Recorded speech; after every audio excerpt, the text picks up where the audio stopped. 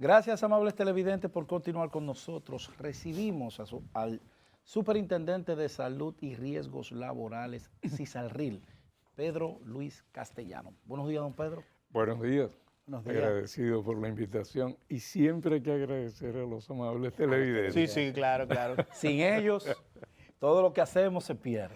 Don Castellano, vamos a comenzar por un tema que está en el manejo público en estos días y es de los llamados rebotes en las clínicas de los pacientes que van allí si no tienen un simple carnet o si no depositan 100,000, 200,000, 300,000 pesos según las tarifas de las clínicas. ¿Cuál es esa situación y cómo mejorar y cómo enfrentar esa situación?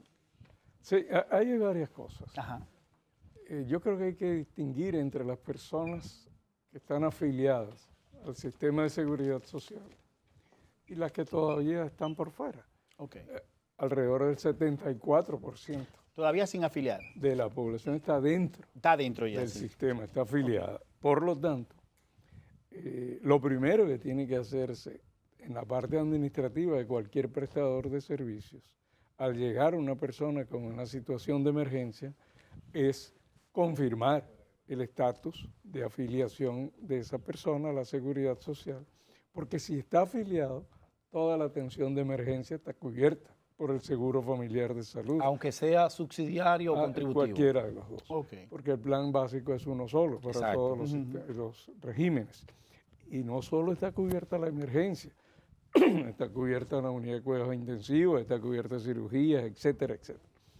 Por lo tanto, no hay ninguna razón para que a una persona que está afiliada al Seguro Familiar de Salud se le exija ni pagos anticipados ni garantías. En ese caso se incurre en una falta cuando se hace esta actividad.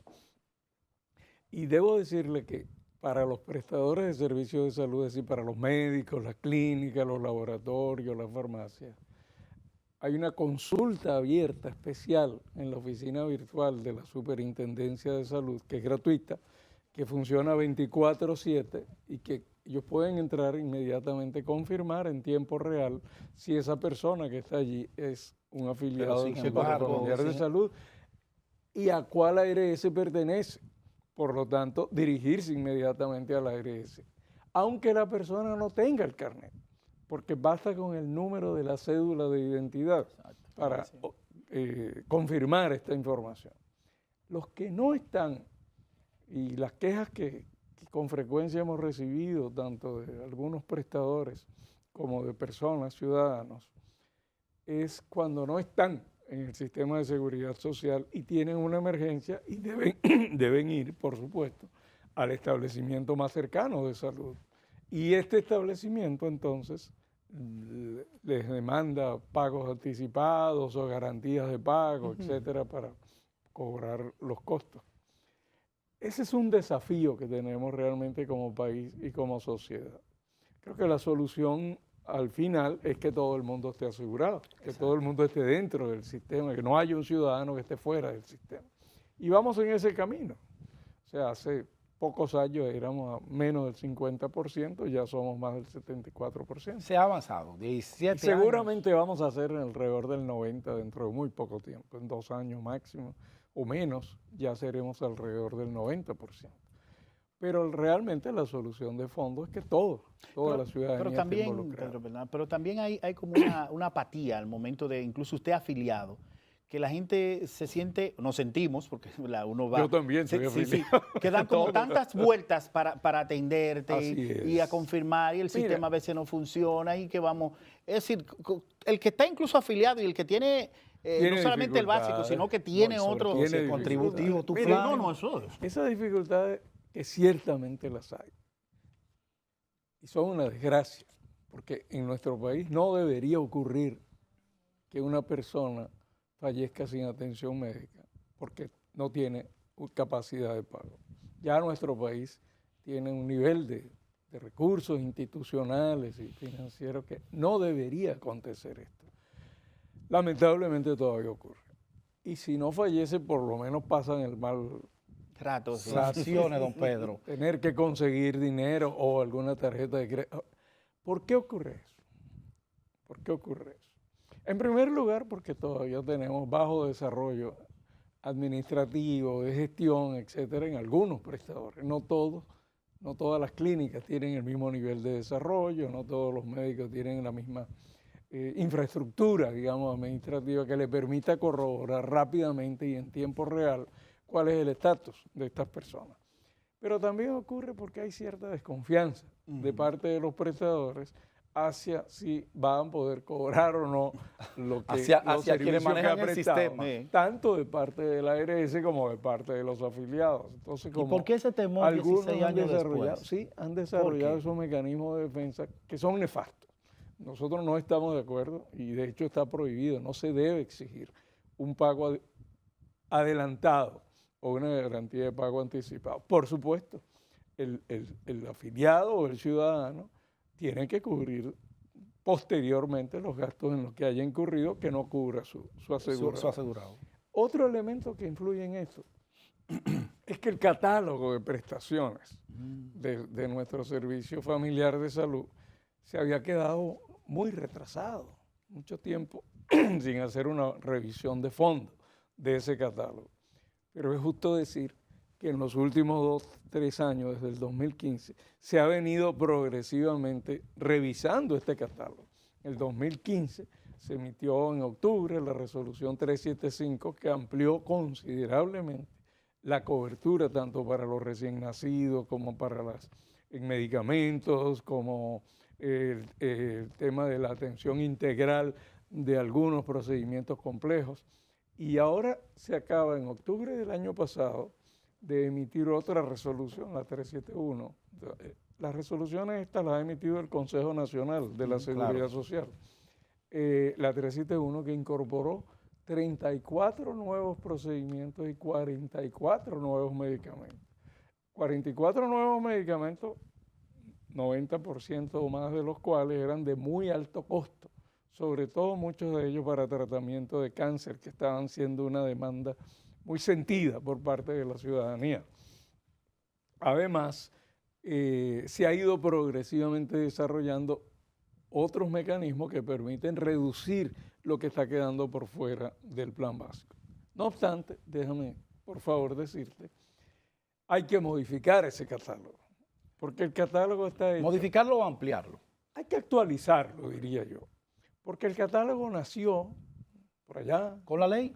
2001, 2002, 2003, nació sobre lo que en aquella época era la experiencia internacional, que es pagar por servicio prestado. Es decir, como quien va a un colmado. Sí. Yo compro azúcar, una libra de azúcar, pago por una libra de azúcar. Eso ya hoy es una forma de contratación y de pago que no es conveniente ni para los prestadores, ni para las aseguradoras y menos aún para los afiliados. Es que uno llega y no sabe lo que tiene. Exactamente. Pero además, porque cada día aparecen nuevos van saliendo procedimientos cosas, claro. y nuevos medicamentos. Entonces hay que avanzar hacia nuevas formas de contratación y de pago que sean satisfactorias, por supuesto, tanto para los prestadores como para los aseguradores, pero sobre todo que estén pensadas desde la perspectiva de garantizar la atención al afiliado. Y esas formas ya se han desarrollado en el mundo a nivel internacional y estamos trabajando en eso para este año. Ahora, don Pedro, a mí sí me preocupa que esos rebotes son completamente violatorios a la ley. Son violatorios a la 4201 y a la 8701. Y a la 8701. Entonces, ¿y las sanciones qué? No, ¿Qué pasa con esos prestadores, ustedes que rigen el sistema, el sector, cuando ustedes, por ejemplo, en el caso del periodista de Puerto Plata, ya se confirmó que hubo negligencias, que verdaderamente fue a 4 centros, 2 públicos y 2 privados, y no le dieron la asistencia?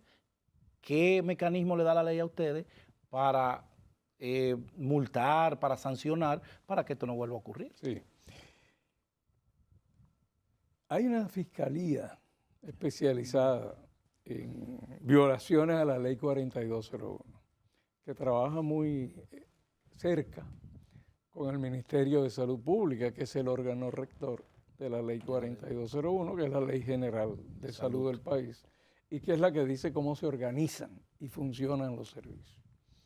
En este caso, la ley 4201 establece la obligatoriedad de todo centro, todo establecimiento de salud de atender las personas que llegan en situación de emergencia hasta estabilizar. Exacto. La ley 8701, que no dice cómo se organizan y funcionan los servicios, sino cómo se paga, qué se contrata y cómo se paga. Que es la ley Más de importante el pago que el servicio que hay que dar para cobrar. Es Sí, una señor. contradicción. La ley es la ley de seguridad social, la 8701. Rige para los fines del aseguramiento. Entonces, el seguro familiar de salud, como dije antes, tiene cubierto la atención de emergencia, también la atención de cuidados intensivos y otras Ese es el atenciones básico. relacionadas. Por lo tanto, en el caso de los afiliados, hay una obligación del prestador de confirmar el estatus de asegurado de esa persona. En el caso del el lamentable fallecimiento del señor Acevedo, de Puerto Plata, una persona muy amigo de todos estimada en la sociedad puertoplateña y del país. Nosotros tenemos una investigación abierta. Ciertamente hemos ya contactado a los 4 prestadores que estuvieron involucrados, también algunas personas cercanas al paciente, al señor Acevedo. Nos falta todavía completar con algunos familiares que estuvieron involucrados. Obviamente los familiares tenían otras prioridades, ¿no? En los días pasados, ¿no? Lo que hemos encontrado hasta ahora ciertamente fue a 2 centros públicos. Estos 2 centros públicos no tuvieron capacidad de atenderlos. En el caso de Puerto Plata, las personas fueron a un establecimiento privado. Lo que revisamos en el expediente es que le dieron la atención de primeros auxilios, la atención de urgencia. No confirmaron si esta persona estaba o no asegurada. Él estaba asegurado en un plan especial de pensionados. Y al no contratarlo, como esta persona requería pasar a cuidados intensivos, le exigieron entonces el pago anticipado. La familia optó por llevarlo a otro centro. En este caso se fueron a Santiago, a un establecimiento público, no lo pudieron resolver y se fueron a otro establecimiento privado. Este establecimiento privado sí solicitó a la ARS involucrada la autorización para los procedimientos y hemos constatado que la ARS, que en este caso fue SENASA, inmediatamente otorgó la autorización y por eso procedieron a la cirugía. Aunque no han debido esperar la autorización para proceder a la cirugía. Se agravó la salud del paciente. Nosotros hemos concluido el procedimiento de investigación. Tratamos de ser lo más objetivos posible porque hay muchos elementos de juicio. Y yo creo que lo importante es aprovechar la oportunidad para que estas cosas no se repitan, para que no vuelva a ocurrir que una persona fallezca por dificultades de acceso a la atención que requiere y que merece y que necesita. Vamos a esperar concluir la investigación y adoptaremos las decisiones que correspondan. La cobertura de la farmacia. Mucha gente dice, muy bien. Hay personas que no tienen enfermedades crónicas y sin embargo con el simple hecho de ir a comprar medicamentos para la gripe y esto, después tú dices, por ejemplo, en mayo y ya estamos en julio y junio y se terminó. Se acabó. ¿Cómo está esa cobertura? Y agréguele ahí, discúlpame José, a ese mismo punto, ¿en qué fecha ponen ese dinero al afiliado? Sí, en el momento que se renova el año de póliza. O sea, acuérdense que las pólizas son anuales. Anual, correcto. Entonces, el día que se renova la póliza, que depende del día que se inscribió. Que se inscribió, claro. Sí, ese día se le renova su cobertura de medicamentos. ¿Por dónde anda la cobertura? 8.000. Actualmente para medicamentos ambulatorios es 8.000. Bueno, hay 3 tipos de cobertura. Sí. Una para medicamentos ambulatorios, que no son consultas, etc. La receta que le da el médico común, sí. En una consulta. En una consulta ambulatoria, en este momento hay un tope de 8.000 para los medicamentos que no son de alto costo. Ahí voy. Si está interno, está hospitalizado, no hay límite. Es el que necesite. Y si es un medicamento de alto costo, que está dentro del catálogo, en la mayoría de ellos la cobertura llega hasta $1.000.000 por año. en los de alto costo. Eso es que las enfermedades crónicas. O cualquier tipo de enfermedad. La mayoría de esos medicamentos que están ahí son básicamente para cáncer, para personas que están en hemodiálisis, etcétera, que son crónicas, pero además de muy alto costo, que son de muy alto costo. Entonces, hay esos tres. Pero es bueno decir lo siguiente. Yo te estaba diciendo que tenemos que avanzar hacia actualizar el plan básico. Y esa es la solución de fondo, por lo menos por un tiempo. Actualizarla hasta que sea necesario volverlo a actualizar. ¿Qué es actualizar el plan básico? Nosotros pensamos que, bueno, hay muchas cosas que se pueden hacer, además de que hay que introducir procedimientos que no están, hay que sacar lo que ya Lo tiene no que se autorizar el Consejo, utilizan, ¿verdad? etcétera. Pero hay otras cosas fundamentales que hay que hacer. Uno, desarrollar la atención primaria. Exacto. Hay que introducir, y en eso estamos trabajando, y déjenme decirle que esta semana vamos a iniciar un proceso de consulta sobre la base de una propuesta que ya hemos elaborado, porque nos la solicitó el Consejo Nacional. Y vamos a a hacer consultas tanto con prestadores de servicios, como con aseguradores, como empleadores, organizaciones sindicales. Ese es el plan integral que usted resaltaba recientemente. Sí, que apostaban a eso, que trabajaban para esto de eso. la atención primaria va a incluir dos componentes, en la propuesta por lo menos. Uno que es el primer nivel de atención. Exacto. El primer nivel de atención es organizado pues, por ciclo de vida. Atención integral de niños, atención integral de escolares, de adolescentes, de adultos, de señoras, de adultos mayores, etc. Ese es el primer componente. Y el segundo componente de atención primaria que estamos proponiendo es lo que llamamos la prevención secundaria. Particularmente proponemos comenzar con hipertensión y con diabetes, de manera que las Son personas... las más comunes. Perdón. Son de las más comunes, la hipertensión y la Y diabetes. las de mayores consecuencias. Una persona, más del 30% de nuestra población adulta es hipertensa y más del 11% es diabética.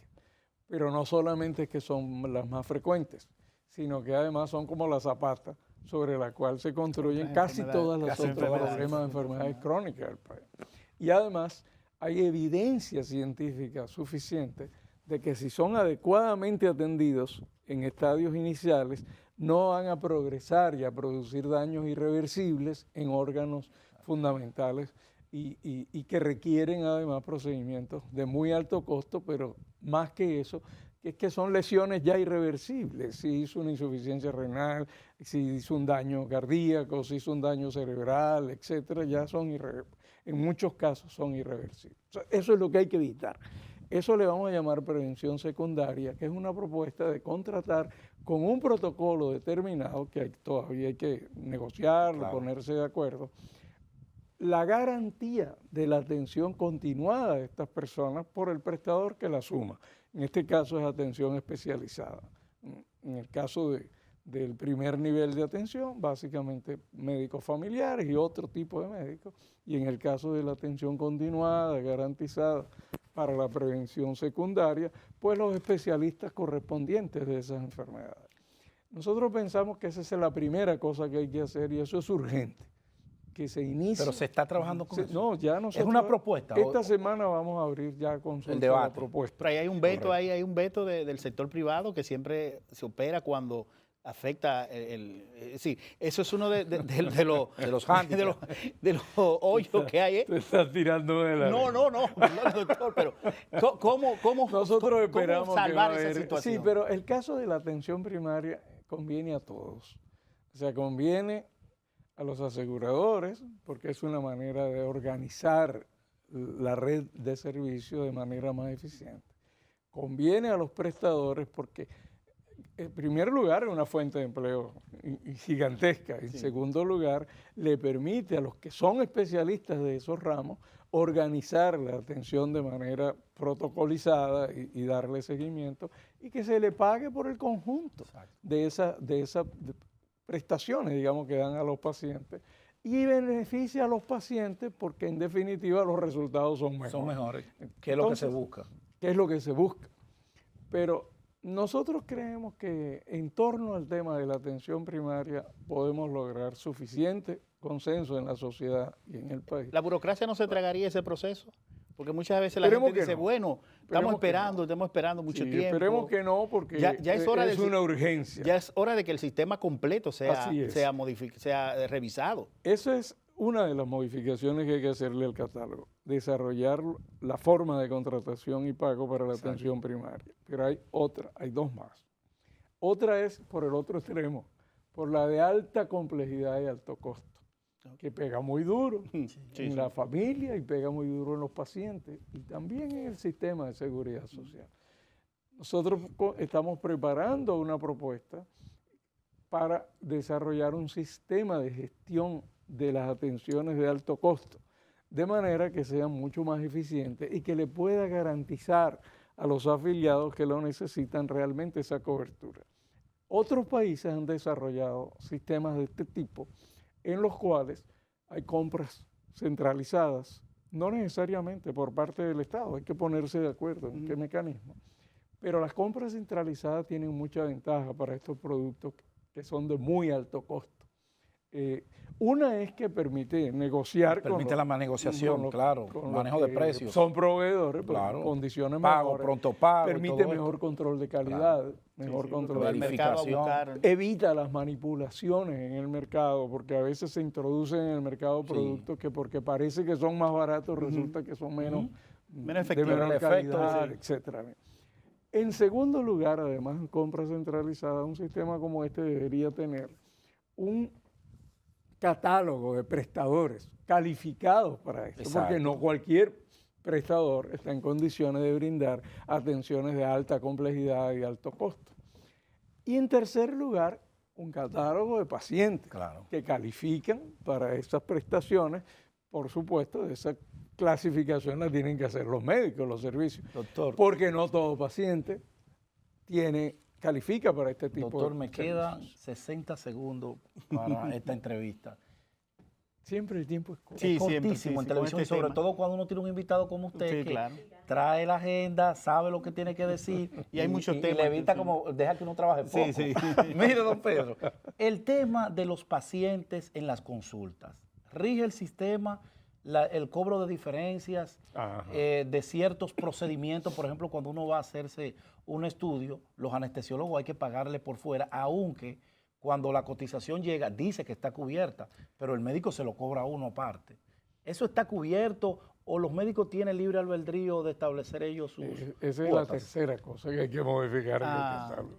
La tercera cosa es que ese pago por servicio prestado Sí. como tipo colmado, uno de los problemas que tiene es que ha abierto la puerta para que unos prestadores exploten a otros prestadores. Y a los prestadores y a los usuarios. Y a los familiares, a los Sí, claro. usuarios. Entonces, hay que avanzar también, como otros países lo han hecho, hacia formas de contratación que sea por el resultado completo, por el conjunto de las prestaciones.